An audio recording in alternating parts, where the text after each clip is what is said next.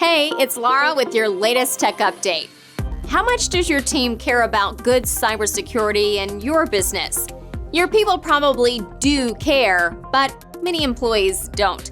A recent survey found a massive 92% of staff want full control over the apps they use for work, and half still use software that's been banned by their IT department.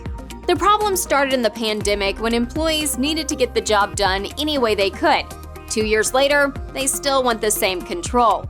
It puts business owners in a tricky position. Blocking apps shows a lack of trust, but ignoring it could lead to a huge data breach or another security problem. We think the answer is talking to your people and finding applications that keep everyone happy. We've helped lots of business owners do this. Get in touch if you want some help. That's your tech update. More next week.